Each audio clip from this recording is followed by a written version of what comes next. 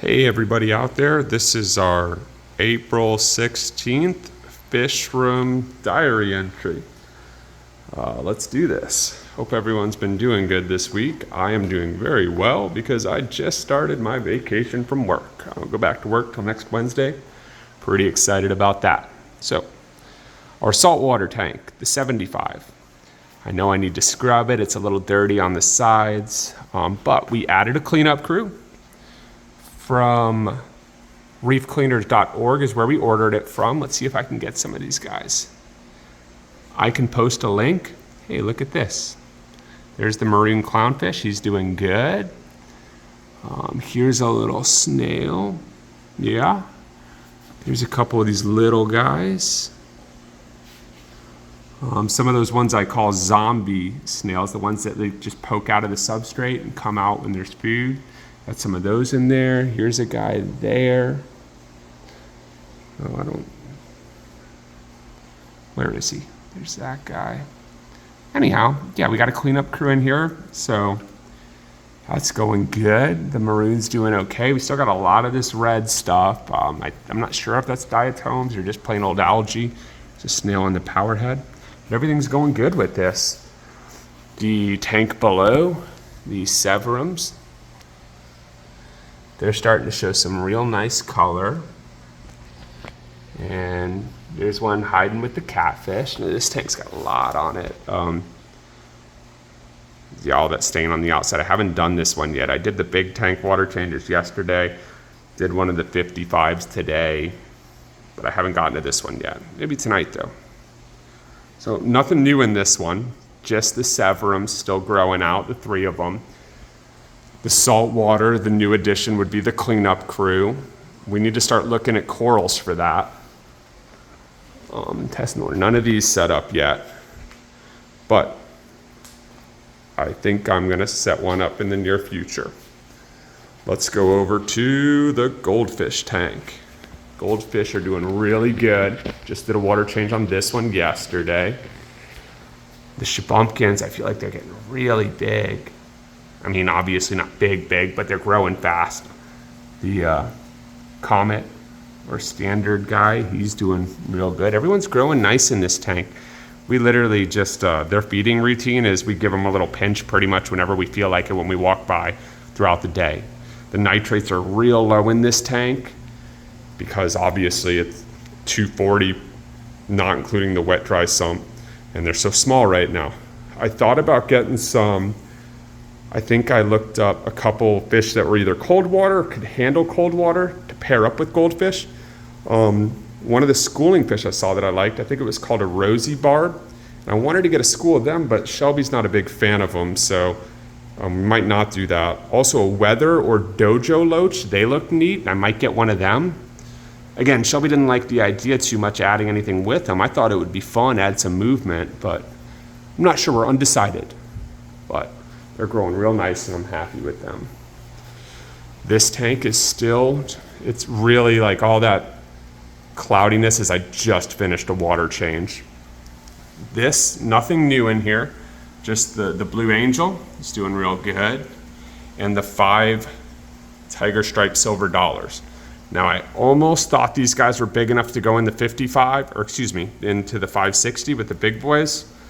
I think I might have been wrong though, because we just found out the individual one in there that they were going to join is MIA. So we'll talk about that when we get to that tank. The saltwater tank. I don't know if anyone's actually following and remembers, but I was like in the last video talking about how the corals weren't doing good, the pulsing xenia wasn't doing good. Well, you know what? I found out what happened. There was an error notification on the power head and it was not running. I did not know power heads in saltwater affected the tank that much. Now I'm aware they're a really big deal because all this stuff, I took it down, got it all cleaned out. There was a bunch of those little tentacle-y starfish in there, bunch of debris. It was all jammed up. Now it's running great, and you could see everything came back like crazy. We still have this gap right here that didn't refill in yet, but it's only a matter of time. And since I cleaned the power head, I don't know if it was functioning at full capacity, or maybe it's because the settings got reset and I need to reset it. Either way, when I got it plugged back in, everything started coming back really good, and the green star pollet is out almost all the time now, which it wasn't before. Pulsing zinnia is growing into the back too. It's touching. We're gonna get to see what happens when that happens, but yeah. Power head was out. Everything was doing bad. Got it functioning. Everything's doing really good. So now I know. Power head, very important. And check the display. Eventually, I'm going to get this Royal Grama out. I read an article on fish traps. I would like to get him out because he is just constantly terrorized by this big bully. I'd like to put him in the 75 so he gets a little more peace, but he's not making it easy to catch. So I will update next entry and let you know how the fish trap worked. There he is. See him? He never comes out. And now all this buildup on the back, all the buildup on the hob. I kind of liked the way it looked. I thought it looked cool, but now that I'm realizing if that builds up too much, it could clog up things like the power head or the hob. So I mean, I guess I need to start cleaning it. So I'm gonna start to get, the majority of it. Same with the hob intake. It was kind of blocked up, and I took it apart, cleaned it up. Well, now I know, lesson learned. The planted tank, you see how dark it is right now? We really need to trim the plants. The frog bits on top are blocking a lot of light, which it looks great, but we need to cut down a little bit on some of them. It's getting too dense. CO2 I need to remake, we're out right now. This new plant, I don't think it's like thriving, but it's also not dying, if that makes sense. It might need more light. We do have free swimming fry right now. See them all back there? Maybe we'll get lucky and some of them will stay alive. And there was one other cool thing I did with this tank. I tried to propagate a golden pothos we had on the porch and put it in a cup, grow some roots. The cats would not leave it alone, knocked it on the ground multiple times, threw it away. So I had an epiphany. I was like, you know what? Why don't I just use the tank to propagate them? So I made a couple more cuttings and I have them hanging out the back, hoping maybe they'll grow roots. And if they do, we're gonna bring them right up the wall and scape up the wall, which I think would be super cool.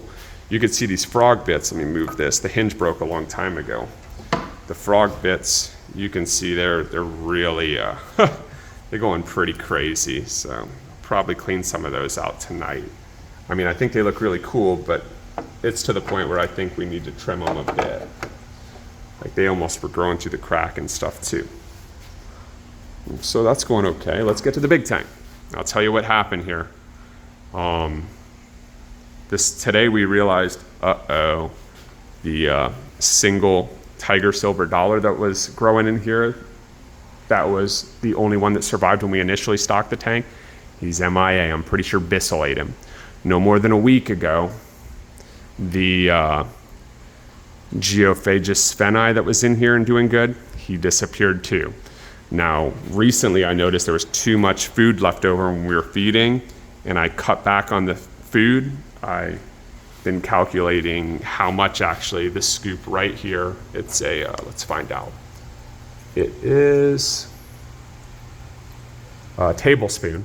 I was cutting back to a tablespoon of the bug bites, a tablespoon of the freeze-dried krill shrimp, and a tablespoon of the massivore.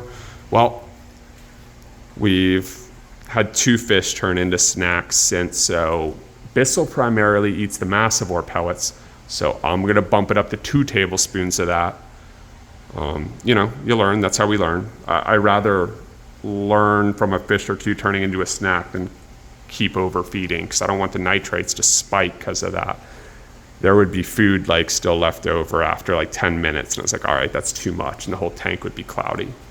Besides that, Dahlia, the flower horn, is looking really nice. Everyone else in here is doing great. The That Melanura, we named him Calypso, and he's actually been an aggressor with multiple fish. The black belt and the Fenestratus. So, I mean, nothing bad. He just, they sort of lock mouths and go at it a little and then swim their separate ways. And it always has to do with the Melanura, so I think he's kind of, getting a bit of an attitude. The eel, we named him Slick. He's doing awesome, eating really good. See how big Bissell's getting. This guy's a beast. Come here, Bissell. I think I measured him last time I was doing a water change, and he was a little over 18 inches, so like 1.5 feet. Everyone's doing really good in here, though. I'm really happy with how everyone's looking. Cosmo's looking great. Like I said, we're going to bump up the massivore because the only fish I'm concerned about turning into a snack if Bissell gets hungry again because these mags are cutting their diet back would be the Delhaize Bashir or the Bleakery cichlid because they're the smallest in here. The Bleakery I'm not as worried about as much as the Delhaize. We named him Lemmy.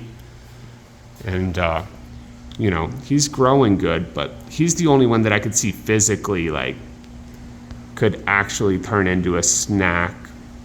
Let me back up a little and there we go, folks. But, that's a pretty big PVC. He's not small by any means, but compared to Bissell over there, Besides that, that's what's going on with the Fishroom. As always, if anyone has any questions, I'm happy to answer any questions in the comments. I appreciate everyone watching and really enjoy looking at other people's fish rooms and aquarium updates. So unless I post anything else before the 1st of next month, I'm going to go ahead and sign off this entry. And hope everyone has a great rest of the day, and thank you so much for watching. All right, bye-bye.